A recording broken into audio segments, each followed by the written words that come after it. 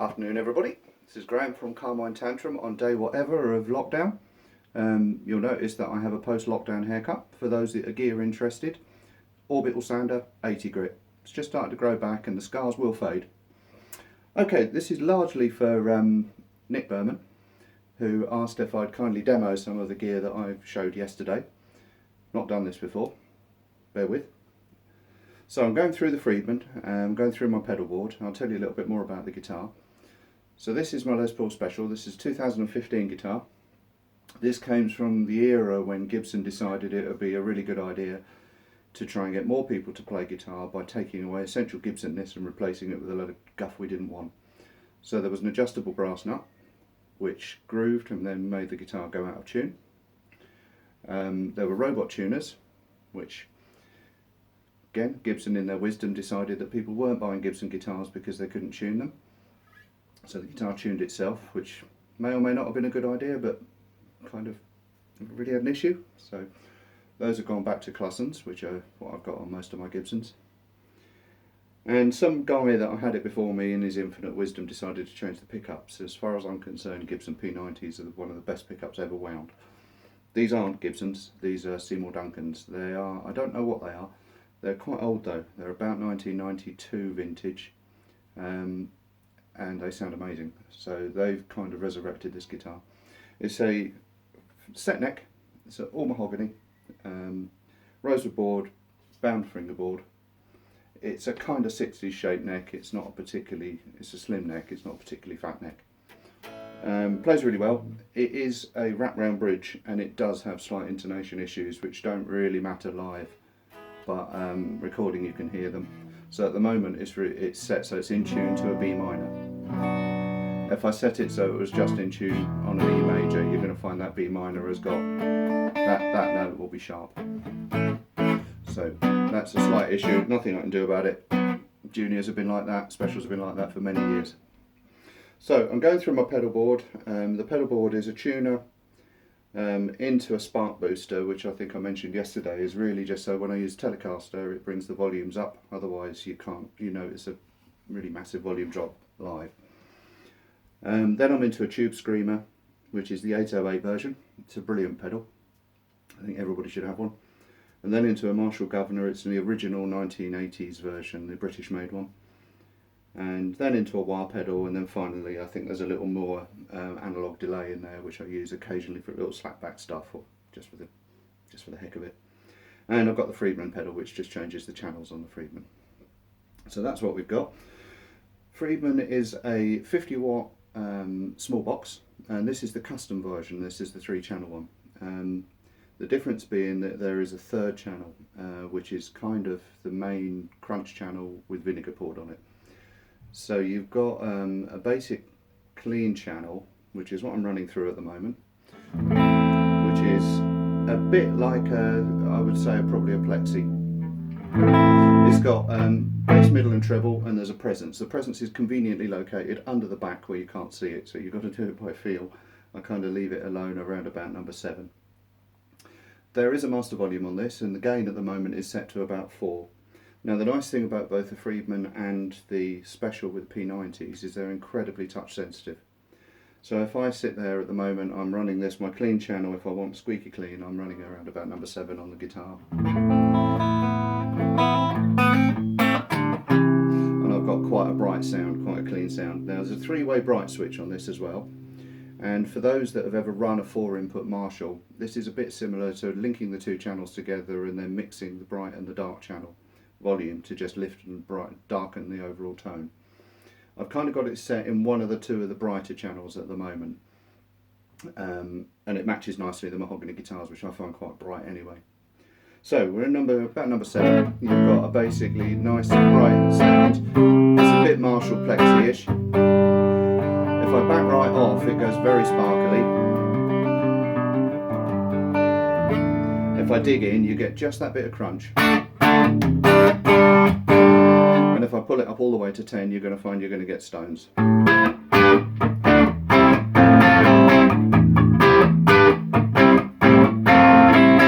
that's on the neck pickup. Middle pickup is the bridge pickup is quite middly. it's quite hot.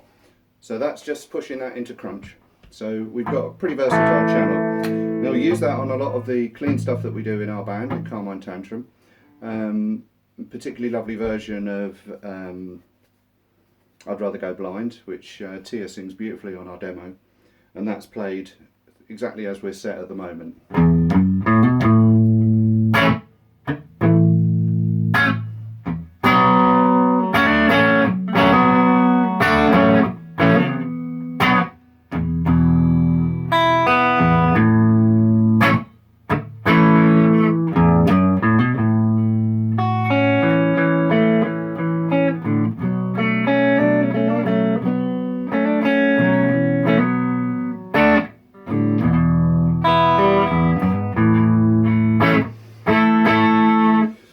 Just hear that guitar is very slightly out of tune on this, and sorry, there's not much I can do about that.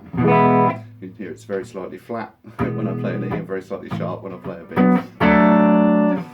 And that's what you get with your clean channel. So you get this beautiful touch sensitivity, you get the ability to make it sparkle. If I play the middle positions, we're straight into our sort of more Stevie Wonder type funk territory.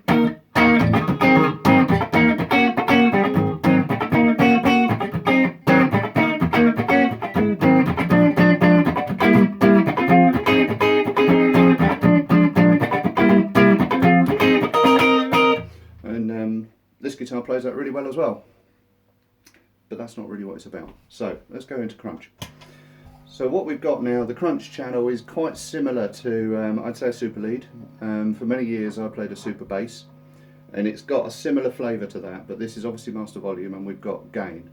Now there's a sweet spot on the gain. I think the guys that grab the gain and dime it, you're missing out. It's not where it all happens.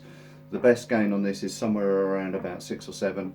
I'm running a tiny bit more now than I would at volume because it gets a little bit bright and a little bit hard. These amps aren't designed to run at this volume, and it's not really at its best. We haven't mentioned we've got a Celestion Cream back in here, which suits this amp brilliantly. It's not quite got the mid hump of the Vintage 30, and it makes it sound a lot smoother. So we're now in the crunch sound, and this is kind of where we earn our living.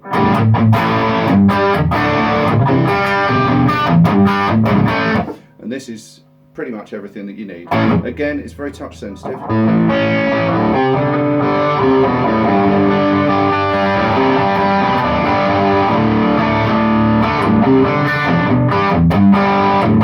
And it's also very pick responsive.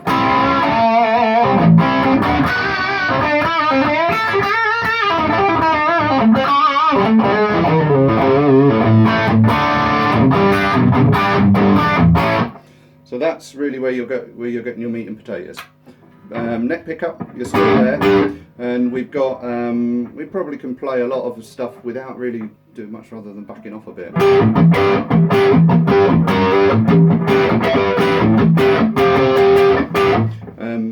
I like that sound. It's a really good sound. We don't use it as enough, I think, but that's what there is. So we've got, as I said, this is a main crunch sound. We've got everything really from your James gang in there.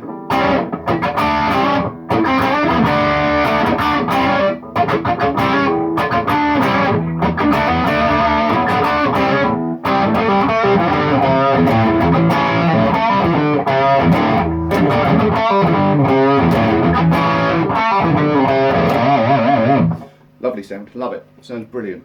And then we've got a third sound, which is kind of the same thing over the top, and I think this, for anybody that's kind of from that era, it's more JCM 800, so you've still got the same touch sensitivity, but you've got a much more pronounced mid hump. It's got its own master volume, so you can boost this for solos, which is brilliant in a pub, but the mid hump is kind of what helps you cut through a little bit more on it. It's set very slightly louder than the crunch sound today, just so that you can hear the difference.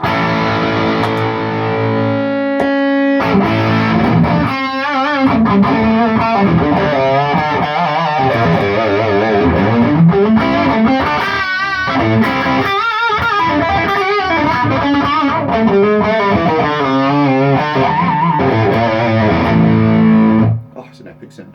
And I'm running that, usually when I play live, I usually run the governor into that, and then you get even more.